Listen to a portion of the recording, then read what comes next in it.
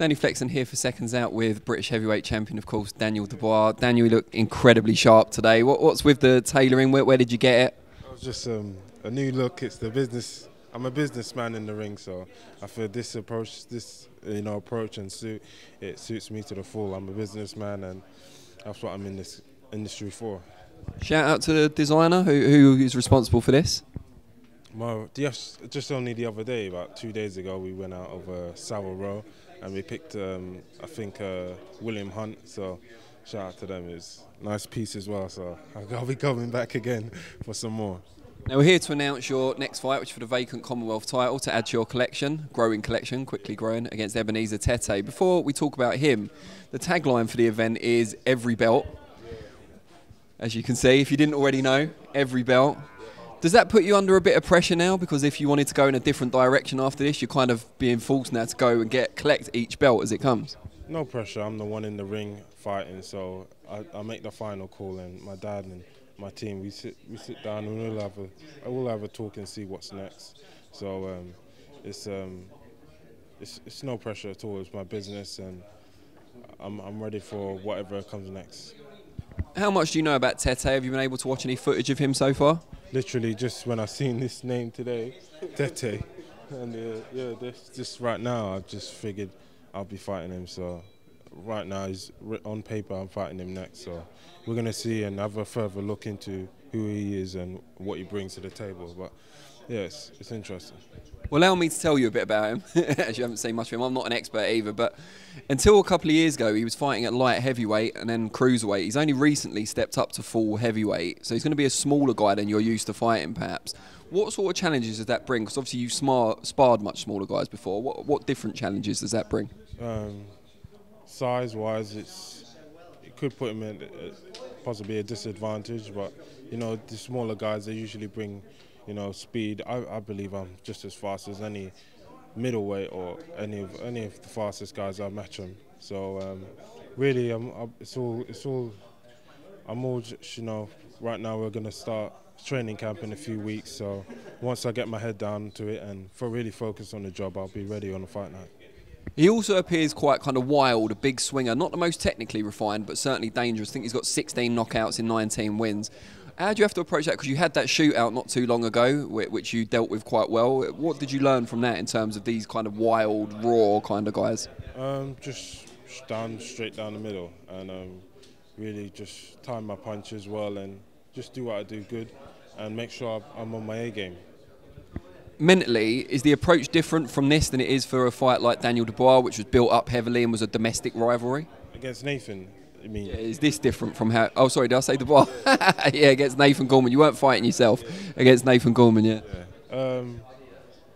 Yeah, it's a different dynamic, but the fight's still the same. I've got to win it, and I've got to push my way to the top. I can't take second. There's no second place in this game, so it's going to be all out, and beat these guys and then move up and see who's next, and we step up the ladder that way. Now you're obviously not quite at the very top level with the likes of Andy Ruiz Jr., Deontay Wilder, Tyson Fury yet. Where would you put yourself? If you could pick out some other heavyweights on the world scene where you'd say you'd go in 50-50 with, who would it be? To be honest, I don't know. I don't look at it like that. It's every fight at a time, and when I'm in the ring with these guys, then we'll have the answer. Someone like Joyce, that's a fight that's been talked about. Obviously not going to be in your next one now, but is that something you could still see happening towards the end of this year? Possibly. It's just people pulling the right strings, and Frank and everyone else making the fight happen. I think he was mandatory for the European title against Ajit Kabayel. He's now going whatever route he's going. Otto Violin's fighting Tyson Fury, so I think he was number 2 perhaps with the European Boxing Union.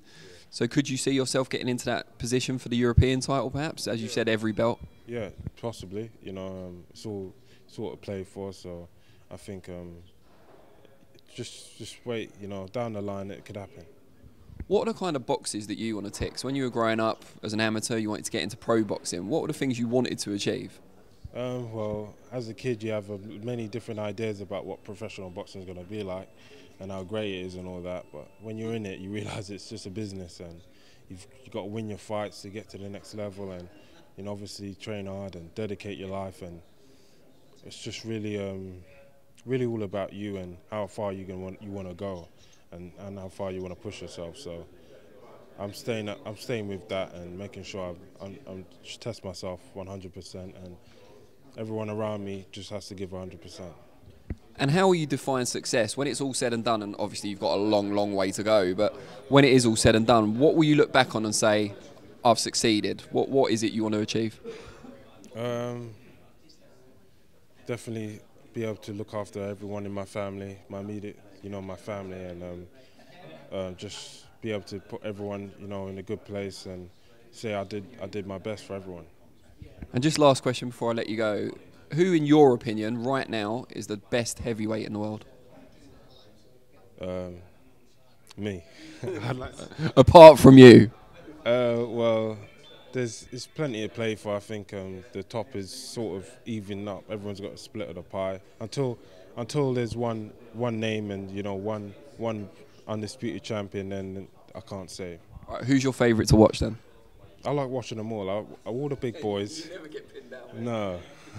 All the big boys, all the big fights. I want to see. It takes two to tango, so you can't just say one's gonna above all. I think they all just have their own, vulnerabilities, but they're all, impressive in their own ways. So when they all fight and they all get it on, it's I'll be watching just like any other boxing fan. Well, on that note, I'm going to have one last go. Two heavyweights apart from yourself that you could watch fight each other.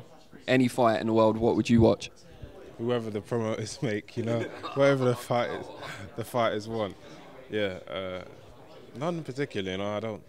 I'm a fighter, so in my mind there's a whole big spectrum. There's not just one fight. I think big, and the world being a world champion means you conquer the world. So whoever's in the world coming up and ready at the top, they get it on. I'll be glued to the TVs. Trust me. Brilliant. All right, well, we thank you for your time, and we look forward to the fight against Tete. Thank you.